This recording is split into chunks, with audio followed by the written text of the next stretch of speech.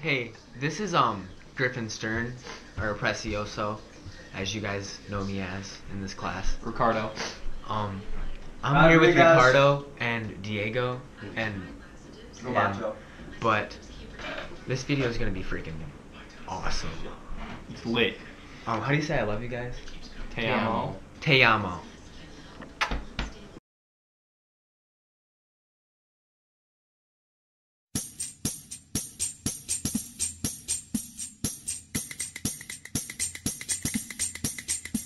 Me llamo Víctor, soy guapo, soy muy guapo.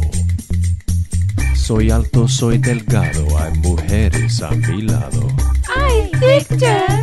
¡Qué guapo! Soy guapo, soy muy guapo. Tengo ojos verdes y pelo castaño.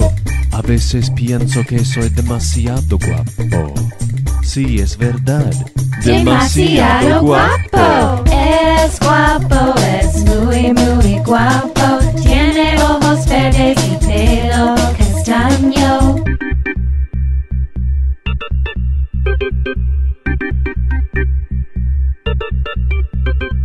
Tú no eres guapo, eres feo con tu pelo canoso y ojos pequeños, pobre amigo. Tú no eres alto, no hay mujeres a tu lado. Yo no necesito leer para ir al cine con una mujer. Yo no necesito trabajar, en casa no necesito ayudar. Oh no. Qué feo, llevas anteojos.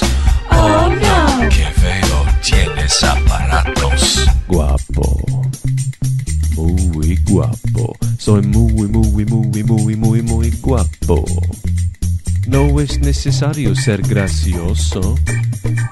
No es necesario ser simpático. ¿Por qué? Soy guapo, soy muy guapo. Tengo ojos verdes y pelo castaño. Personalidad, ¡Ja! no la necesito.